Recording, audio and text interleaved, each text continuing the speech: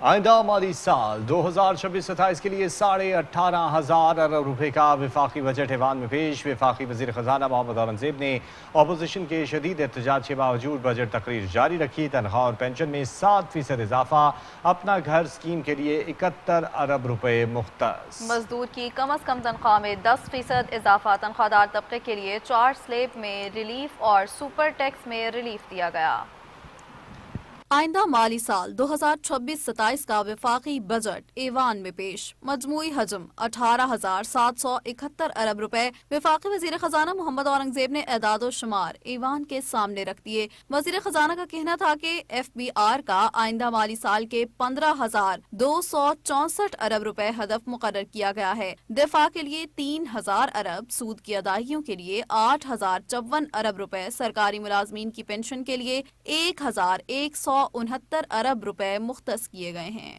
FBR کے محصولات کا تخمینہ 15,264 ارب روپے ہے، جو کہ رواں مالی سال سے 17.6% سے زیادہ ہے۔ ملک کی دفاع حکومت کی اہم ترین ترجیح ہے۔ اس قومی فرض کے لیے دفاع کے ضمن میں 3,000 ارب روپے فراہم کیے جائیں گے۔ پینشن کے اخراجات کے لیے 1,169 ارب روپے مقرر کیے۔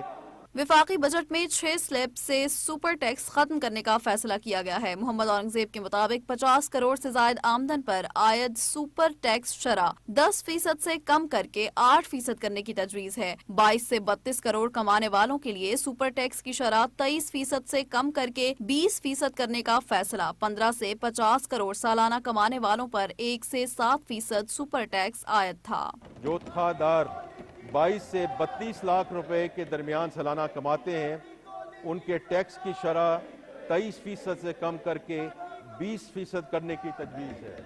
ہماری حکومت نے کاروبار سے 15 کروڑ روپے سے 50 کروڑ روپے تک کی آمدنی کی 6 سلیبز پر عائد سپر ٹیکس، جو 1% سے لے کر 7.5% کی سطح تک تھا، اس کو مکمل طور پر ختم کرنے کا فیصلہ کیا ہے۔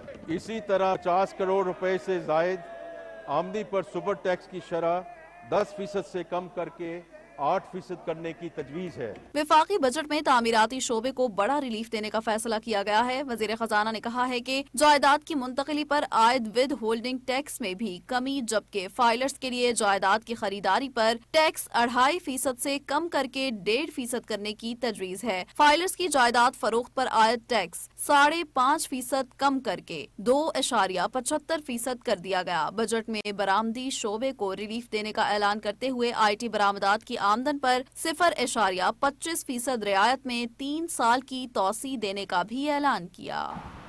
وفاقی حکومت نے بجٹ میں دفاع کے لیے تاریخی رقم مختص کر دی۔ وزیر خزانہ محمد اورنگزیب نے کہا کہ دفاعی شعبے کے لیے 3,000 ارب روپے فراہم کیے جائیں گے۔ خطے کی غیر یقینی صورتحال اور ملک کی دفاع کو ناقابل تسخیر بنانے کے لیے بجٹ میں اضافہ کیا گیا۔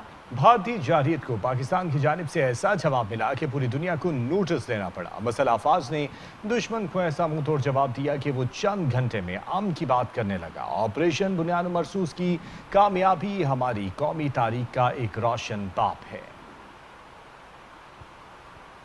گزشتہ برس مئی میں جب بھارتی جارحیت کو پاکستان کی جانب سے ایسا جواب ملا کہ پوری دنیا کو نوٹس لینا پڑا، ہماری مسلح افواج نے دشمن کو ایسا منہ توڑ جواب دیا کہ وہ چند ہی گھنٹوں میں امن کی بات کرنے پر مجبور ہوا۔ یہ کامیابی دہائیوں کی پیشورانہ تربیت اور تیاری کی نتیجہ تھی۔ آپریشن بنیان المرصوص کی کامیابی ہماری قومی تاریخ کا ایک روشن باب ہے۔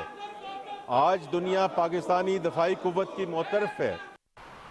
وفاقی بجٹ میں 2,000 سے 3,000 CC گاڑیوں تک تمام پیٹرول ڈیزل گاڑیوں پر FAT عائد کر دی گئی۔ وفاقی وزیر خزانہ محمد اورنگزیب کہتے ہیں 3,000 CC سے زائد گاڑیوں پر ڈیوٹی بڑھا دی گئی ہے۔ 2 کروڑ سے زائد مالیت کی الیکٹرک گاڑیوں پر بھی FAT کا اطلاق ہوگا۔ اسپرٹ، نیفتا اور تارپین کے تیل پر 80 روپے فی لیٹر فیڈرل ایکسائز ڈیوٹی عائد کر دی گئی۔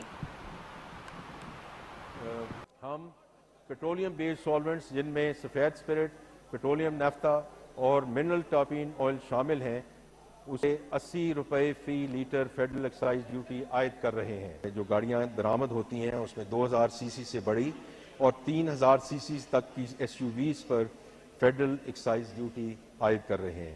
3000 cc سے بڑی گاڑیوں پہ بھی ہم ڈیوٹی بڑھا رہے ہیں. اس ٹیکس کا اطلاق 2 کروڑ سے مہنگی لگژری EV پر بھی ہوگا. وفاقی بجٹ میں BISP کے لیے 17% کا تاریخی اضافہ کرنے کی تجویز.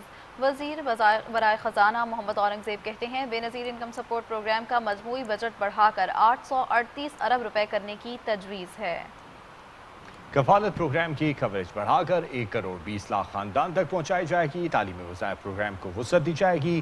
92 لاکھ بچوں کو تعلیمی وظائف سے فائدہ پہنچے گا. وزیر اعظم اپنا گھر اسکیم کے بجٹ میں 71 ارب روپے کی خطی رقم مختص کی گئی ہے. 2680 ارب روپے مختص کیے جا رہے ہیں جو BISP آزاد جموں و کشمیر، گلگت بلتستان اور خیبر پختونخوا کے نئے ضم شدہ اضلاع وغیرہ کے لیے ہیں. وزیر اعظم اپنا گھر اسکیم کے لیے 71 ارب روپے کی رقم مختص کی گئی ہے.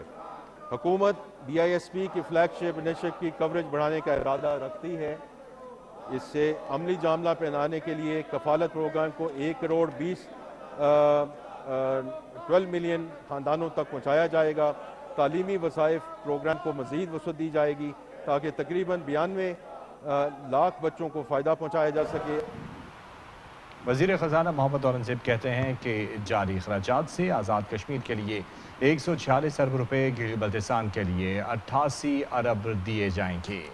خیبر پختونخوا کے ضم شدہ اضلاع کے لیے 95 ارب روپے مختص کرنے کی تجویز ہے. وزیر خزانہ کے مطابق قومی ترقیاتی پروگرام کے لیے 3675 ارب روپے مختص کیے گئے ہیں. وفاق کا 1000 ارب روپے، صوبوں کا ترقیاتی پروگرام 224 ارب روپے ہے.